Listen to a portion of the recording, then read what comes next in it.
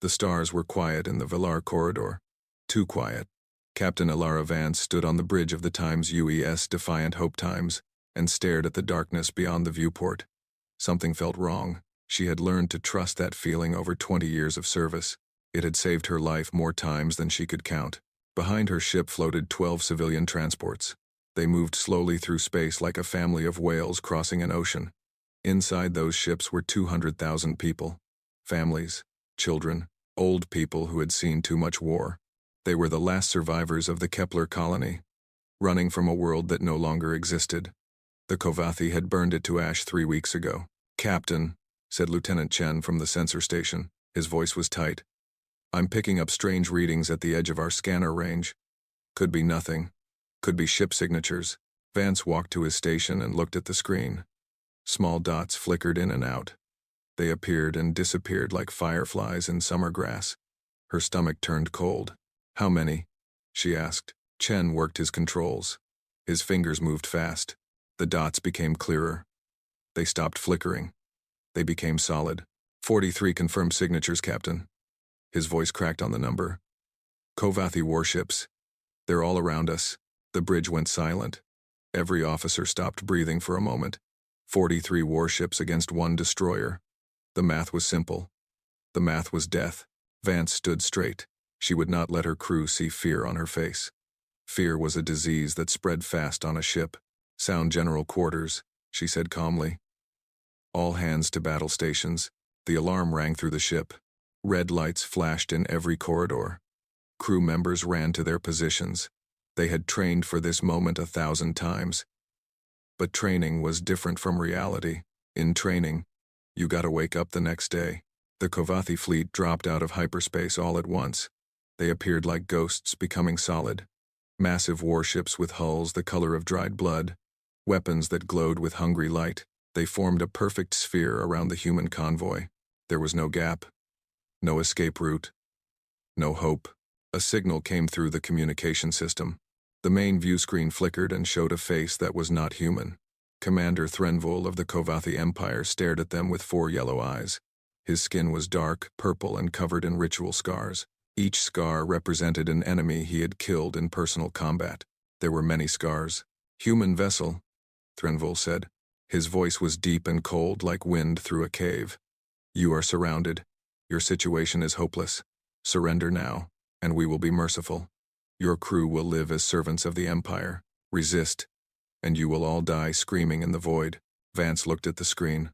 She thought about the refugee ships behind her. She thought about the children sleeping in those ships, dreaming of a new home they might never see. She thought about what Kovathi mercy really meant. She had seen the slave camps.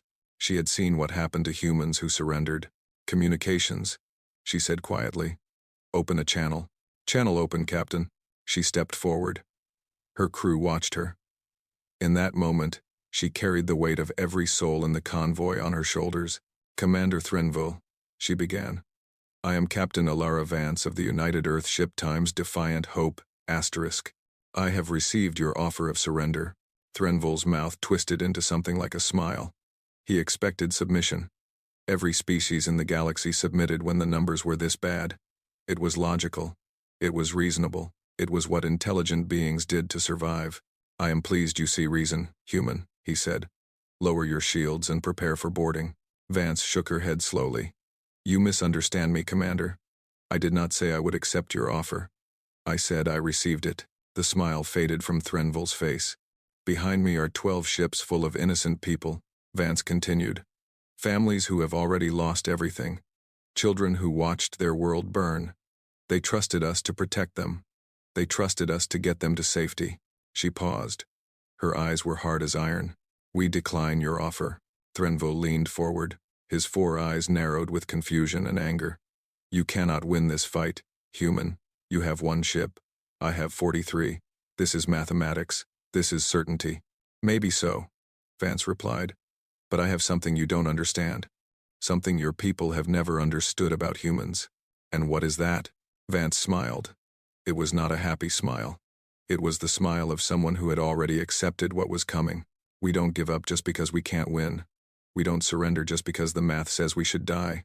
We fight for things that matter more than survival. And those people behind me, they matter. She turned to her weapons officer. Lieutenant Torres, lock weapons on the nearest enemy vessel.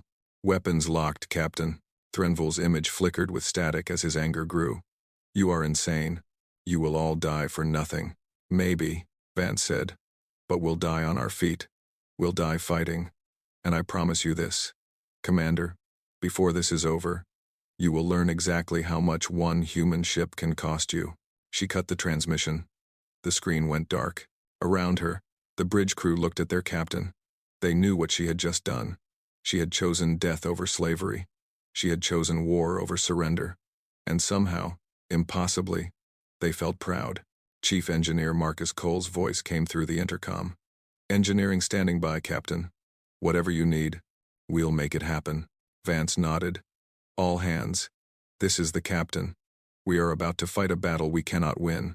But we are going to fight anyway, not because we want to die, but because 200,000 people are counting on us.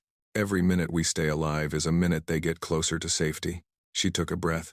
Today, we show the galaxy what humans are made of. Battle stations. Prepare to engage. The Kovathi fleet opened fire. The first shots hit the Times Defiant Hope Times like hammer blows from an angry god. The ship shook so hard that crew members fell from their seats. Sparks flew from damaged consoles. The lights flickered between normal and emergency red. Shields at 60%, shouted Lieutenant Chen. Multiple hits on the starboard side. Captain Vance gripped her command chair. Her knuckles were white, but her voice stayed calm. Panic killed faster than enemy weapons. Helm, execute attack pattern Omega-7. Take us directly toward the enemy flagship. The helmsman, a young woman named Rodriguez, turned to look at her captain. Her eyes were wide. Toward them, Captain? We should be running away. If we run, they pick us apart from behind. If we charge, we get close. Their ships become our shields. Move. Rodriguez swallowed hard and turned back to her controls. The Times Defiant Hope Times surged forward. Instead of trying to escape the trap, she dove straight into it. Commander Threnvel watched from his flagship with growing confusion. This made no sense. Wounded prey was supposed to run. Wounded prey was supposed to look for escape. It was not supposed to attack. What are they doing? He asked his tactical officer. Unknown, Commander. Their behavior does not match any tactical model in our database. Then update your database. Threnvel growled. All ships, concentrate fire on the human vessel. But the Times Defiant Hope Times was moving too fast and too unpredictably. She weaved between Kovathi ships like a dancer dodging punches. When the enemy fired, they risked hitting their own fleet. Several shots went wide. One Kovathi destroyer took friendly fire and lost its main engine. Deep in the engineering section, Chief Engineer Marcus Cole worked like a man possessed. Sweat poured down his dark face. His hands were burned from touching hot metal. He did not care. The port power coupling is fried, yelled one of his team. Then bypass it, Cole shouted back. Route power through the secondary conduits. Those conduits weren't designed for combat loads. They'll overload. Cole grabbed the young engineer by the shoulders. Listen to me. We don't have time for, designed for. We have time for works right now. Make it work. The young engineer nodded and ran to the panel. Cole turned to another problem. The ship's port thrusters had been destroyed by enemy fire. Without them, the Times Defiant Hope Times would fly in circles. The ship would become an easy target. Cole looked at the ruined thruster housing. He looked at the pile of scrap metal that used to be hull plating. An idea formed in his mind. It was crazy. It was dangerous. It was exactly what they needed. Get me a welding torch and those hull pieces, he ordered. I'm going to build us a new thruster. Sir, that's impossible. Son, I've been an engineer for 30 years. Impossible is just a word people use when they don't want to try hard enough. Now move. On the bridge, the situation was growing worse. The shields had dropped to 30%. Hull breaches were appearing on multiple decks. The medical bay was filling with wounded crew members, but the Times Defiant Hope Times kept fighting. Vance had studied Kovathi tactics for years. She knew their weakness. They were logical. They followed rules. They fought the way their computers told them to fight. Humans were different. Humans could be creative. Humans could be unpredictable. Humans could be spiteful. Lieutenant Torres, she said, target their communication relays. If we can slow their coordination, we gain time. Torres worked her weapons console. Captain, we don't have enough firepower to destroy their relays.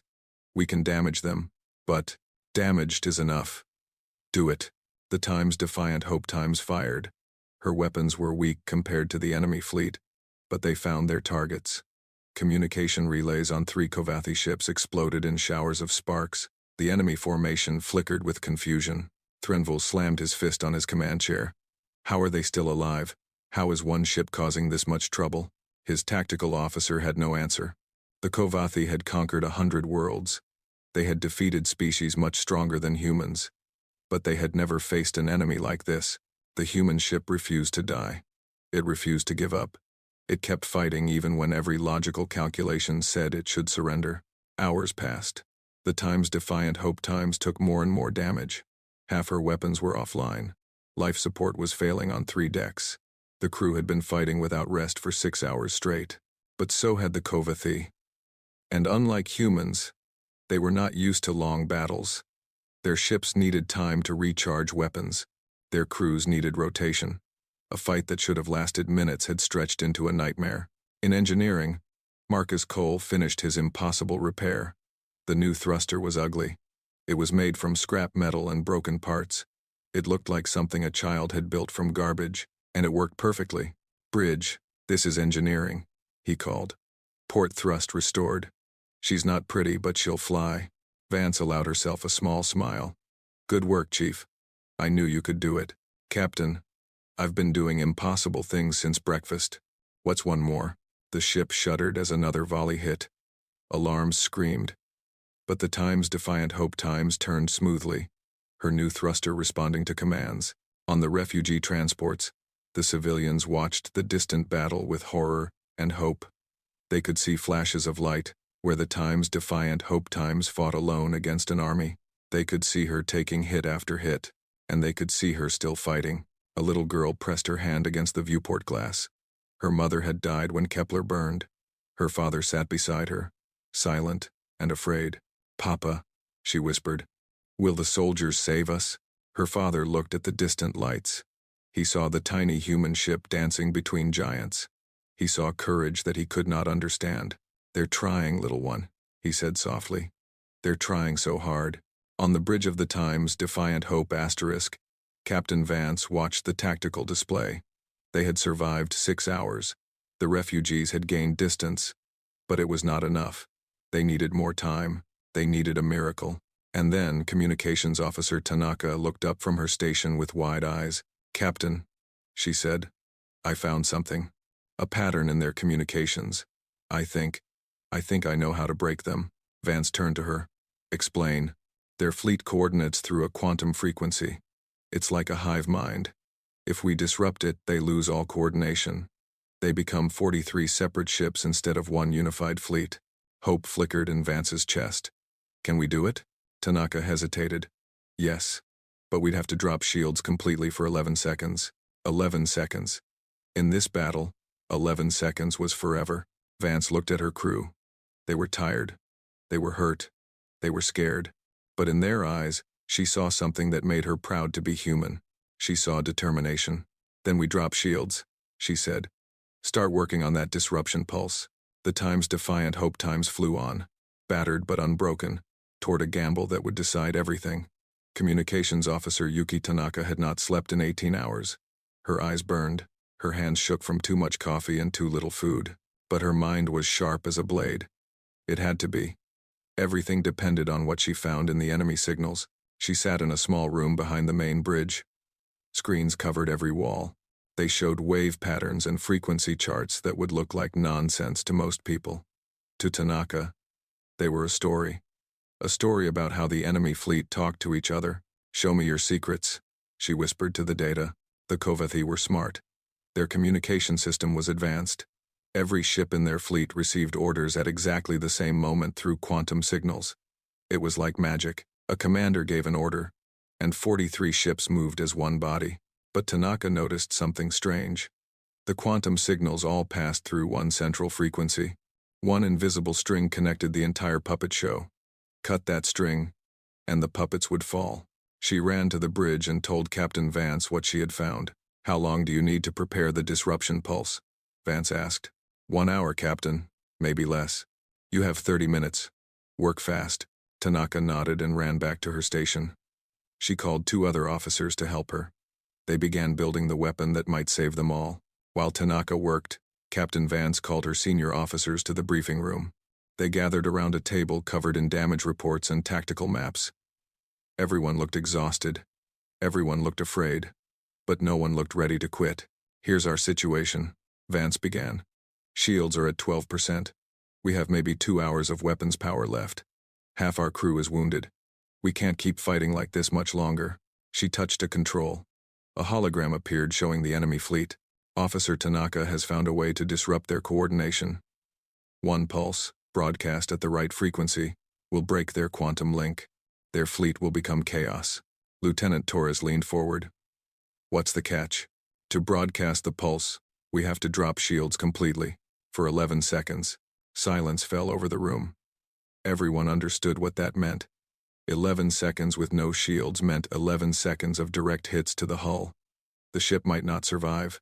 Chief Engineer Cole spoke first. "Can we route extra power to hull integrity? Buy ourselves some protection?" Vance nodded. "Some, not much. The hull was never designed to take this kind of punishment without shields. Then we'll take the punishment anyway," Cole said simply. "My team will hold her together with our bare hands if we have to." Dr. Sarah Kim, the ship's medical officer, raised her hand. "I'll move critical patients to the most protected areas. Clear the outer sections." The tactical officer, Lieutenant Chen, pulled up a diagram. "If we position ourselves here, between 2 enemy cruisers, their firing angles become limited. Fewer ships can hit us at once." One by one, the senior officers offered solutions. They found ways to improve their odds from impossible to merely terrible. They worked together like parts of a single machine. Captain Vance watched them with quiet pride. This was humanity at its best. Facing death together. Finding hope in darkness. "There's one more thing," she said.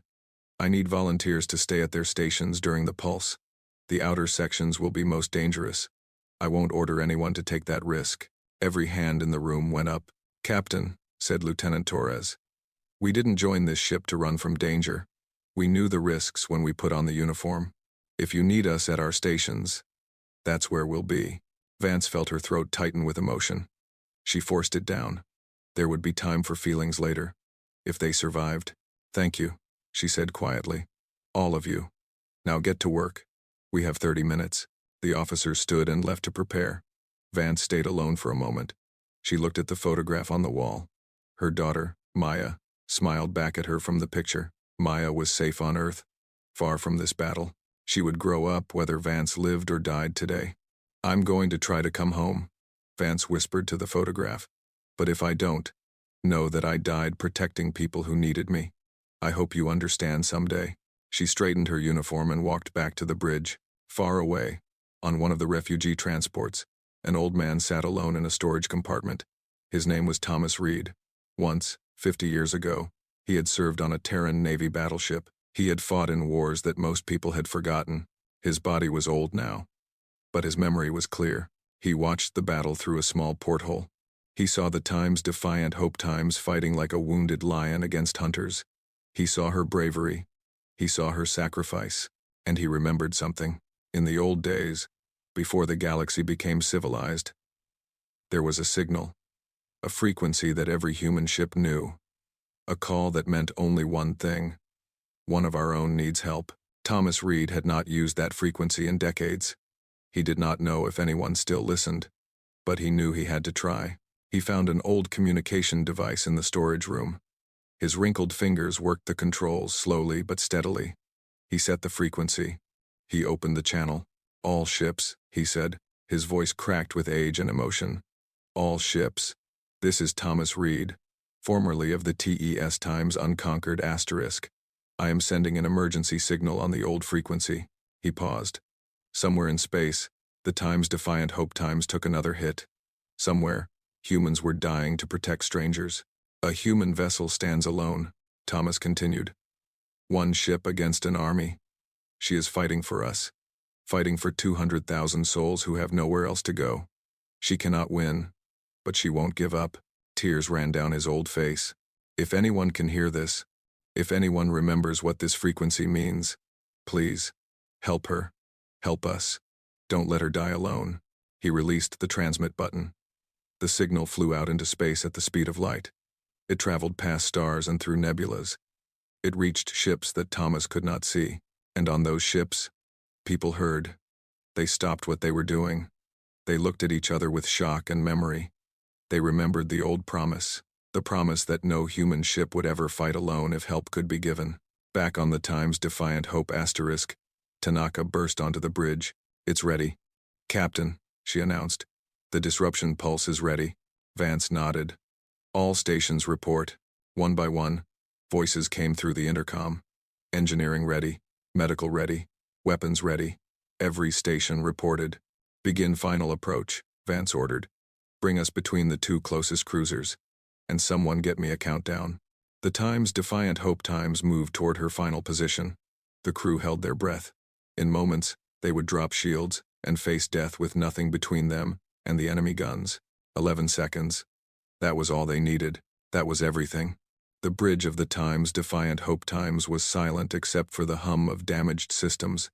Every officer sat at their station. Every eye watched the tactical display. The ship had moved into position between two massive Kovathi cruisers. They hung in space like wolves waiting to strike. Captain Vance stood in the center of the bridge. Her heart pounded in her chest, but her face showed nothing. Her crew needed strength right now, not fear. Status report, she said. Disruption pulse ready, Tanaka announced. On your command, Captain. Shields at 9%, Chen added. Hull, integrity, holding, barely. All weapons standing by. Torres confirmed. Vance nodded. She picked up the ship-wide intercom. All hands, this is the captain. In a few moments we are going to drop shields for 11 seconds. During that time, we will be completely exposed to enemy fire. I won't lie to you. This will be the most dangerous thing we have ever done. She paused, looking around the bridge at her crew. But those 11 seconds will give us a chance. A real chance to end this fight and save the people we're protecting. Every second you hold your station, every moment you keep this ship running, brings us closer to victory. Her voice grew stronger. I have never been more proud to serve with any crew. Whatever happens in the next minute, know that you have done something extraordinary today. You have shown the galaxy what humans are made of. She set down the intercom. Tanaka, prepare to broadcast on my mark. Helm, be ready for evasive maneuvers the moment shields come back. Everyone else, hold on tight. Commander Threnville watched from his flagship. The human ship had stopped running. It floated between two of his cruisers like a fish caught between sharks. Finally, the hunt was ending. The human vessel has stopped, his tactical officer reported. Their shields are dropping. Threnville leaned forward with hungry eyes.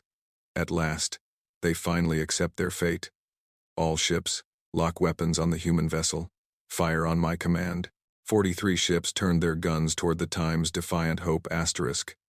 Targeting systems locked on. Weapons charged with deadly energy. This would be the kill shot. This would be the end. Fire, Threnville commanded. On the Times Defiant Hope asterisk, Vance spoke one word. Now. Tanaka pressed the button. The disruption pulse flew out from the ship in every direction. It was invisible to the eye, but it carried more power than a nuclear bomb. It reached into the quantum signals that connected the Kovathi fleet and tore them apart. The first second passed. Enemy weapons fired. Without shields, the Times Defiant Hope Times shuddered under direct impacts. Metal screamed. Systems exploded. Crew members were thrown from their seats. The second passed. The third. In engineering, Marcus Cole grabbed a support beam as the deck buckled beneath him. A plasma conduit burst nearby. Fire sprayed across the room. One of his engineers screamed and fell. "Keep working," Cole shouted over the chaos. "Don't stop. Don't you dare stop." The fourth second. The fifth. On the bridge, part of the ceiling collapsed. Lieutenant Chen was knocked unconscious by falling metal. Tanaka kept her hand on her console, protecting the pulse transmission with her body. The sixth second.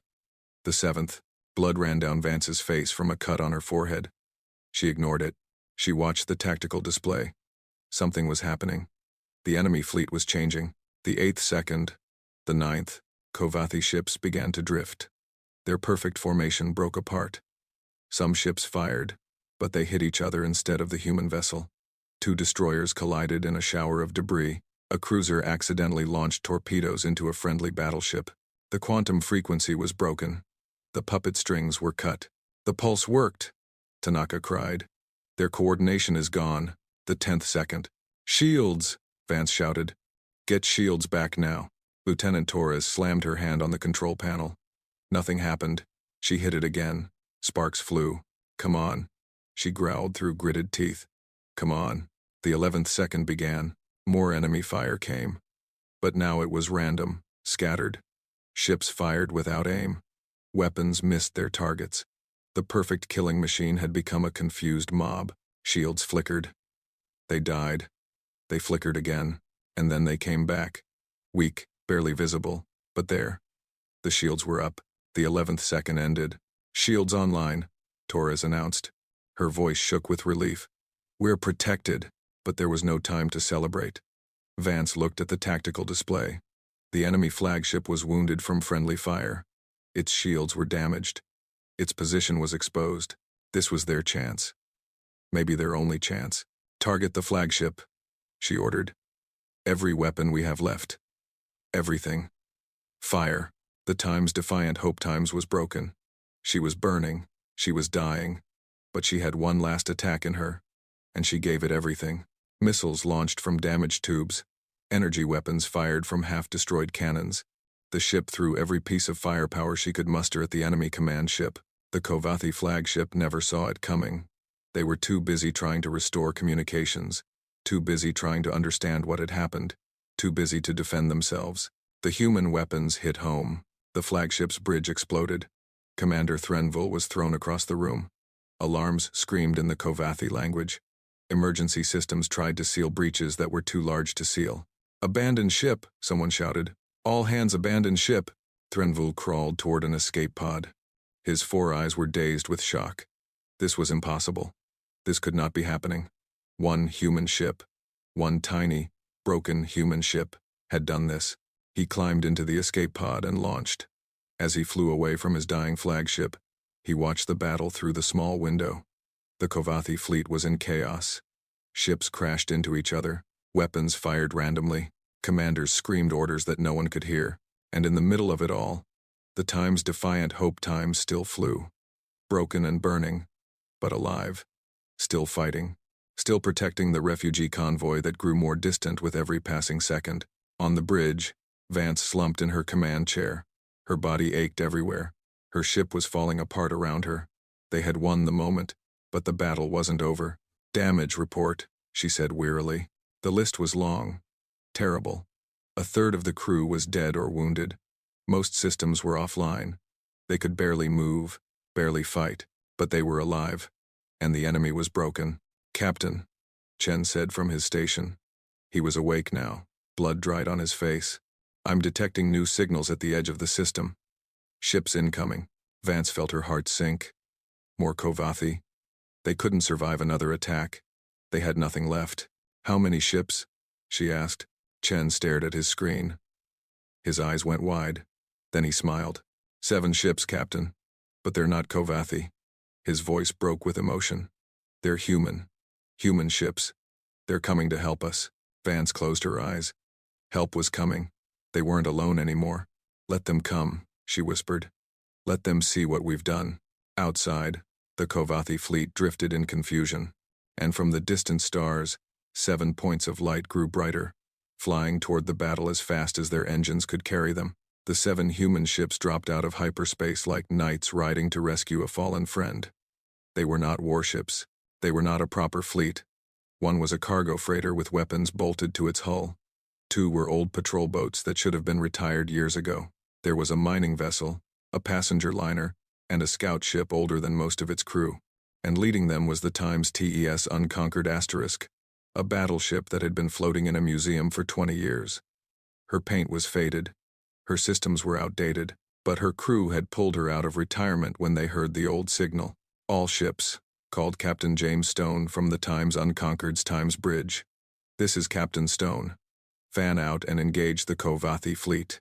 Our primary mission is to protect the Times Defiant Hope Times and those refugee transports. Let's show these aliens why you never fight a human alone." The Kovathi were still confused from the disruption pulse. Their fleet had no central command. Each ship captain made their own decisions.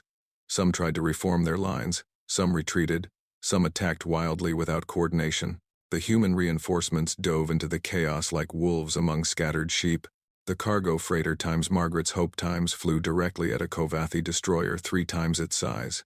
Its bolted-on weapons were weak, but they found the destroyer's damaged hull. They tore through already weakened armor. The destroyer exploded. The patrol boats worked together, flanking enemy vessels and drawing fire away from the Times Defiant Hope *. One was destroyed in the process. Her crew died instantly, but their sacrifice gave the damaged destroyer precious seconds to recover. Captain Vance watched the battle from her broken bridge. Tears ran down her face without shame. These strangers had come to help. These random people with their mismatched ships had heard the call and answered. "Captain Stone," she said through a crackling communication channel. "This is Captain Vance of the Times Defiant Hope *. Thank you. I don't know how to thank you enough." Stone's voice came back, calm and warm. "No thanks needed, Captain. You held the line. You showed them what one ship could do. All we're doing is finishing what you started."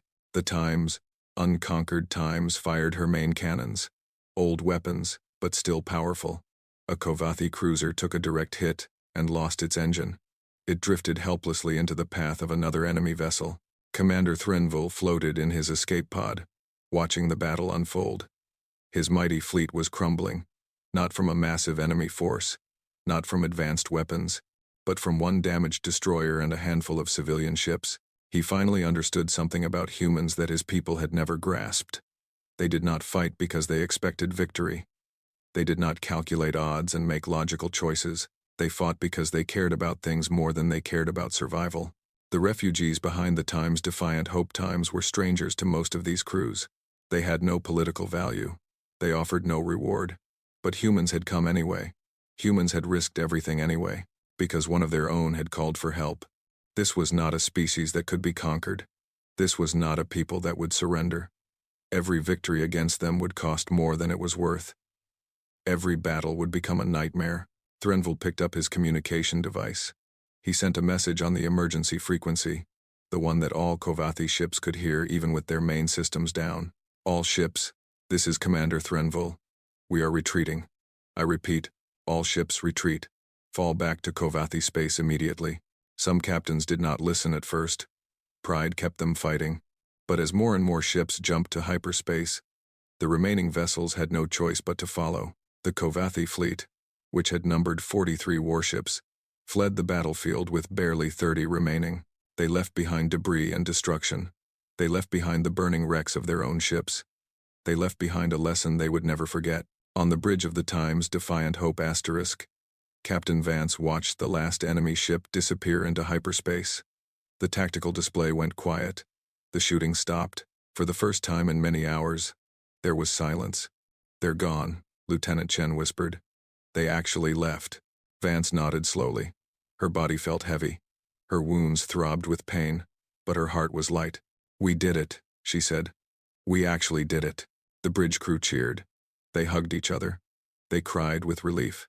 Somewhere in the ship, someone started singing an old Earth song about coming home. The Times Unconquered Times pulled alongside the Times Defiant Hope *. Captain Stone looked at the damage through his viewport. The destroyer was barely holding together. Holes covered her hull. Fires still burned in several sections. It was a miracle she was still flying. "Captain Vance," Stone called. "We're going to tow you to the nearest station. Just hold on a little longer." "We'll hold," Vance replied. Her voice was tired but strong. "We've come too far to fall apart now." On the refugee transports, people gathered at viewports and screens. They watched the battle end. They watched their protectors win against impossible odds. The little girl who had asked her father if the soldiers would save them pressed her face against the glass. She looked at the broken ship that had fought for hours to keep her safe. "They did it, Papa," she said. "They saved us." Her father held her close. "Yes, they did. Remember this day, little one. Remember what those people did for strangers they never met. Old Thomas Reed sat alone in his storage room. He listened to the victory reports coming through the speakers. Tears ran down his weathered face. The old signal had worked. The old promise had been kept. 3 weeks later, the Times Defiant Hope Times limped into port. Repair crews gasped when they saw her. They could not believe she was still in one piece. Engineers said it would cost more to fix her than to build a new ship. The military decided to retire her. She was too damaged to save, but they did not scrap her. Instead, they turned her into a monument. They put her in the center of the rebuilt Kepler colony, the home the refugees finally reached. They left her battle scars visible for all to see. A plaque was placed at her base. It read, "In memory of the crew of the UES Defiant Hope, 61 gave their lives so that 200,000 might live. They showed the galaxy that one ship, fighting for what matters, can change everything." Captain Alara Vance survived. She walked with a limp for the rest of her life because of injuries from the battle. But she walked. She returned to Earth. She hugged her daughter for the first time in 2 years. The Kovathi Empire quietly abandoned their invasion plans. They told their people it was a strategic decision. They told themselves it was logical. But everyone knew the truth. They were afraid. Afraid of what humans would do when pushed. Afraid of the spite that drove them to fight impossible battles. Afraid of a species that would not surrender, no matter the cost. In starports across the galaxy, a new toast became popular. When humans gathered to drink, they would raise their glasses and speak the same words. To the defiant hope, to spite, to standing when you should fall. The war continued for many years, but something had changed. The galaxy had learned what one human ship could do when surrender was not an option, and they learned to be very, very careful about picking fights with humans, because humans did not fight to win. They fought because some things mattered more than winning, and that, as Commander Threnville finally understood, was the most terrifying thing of all.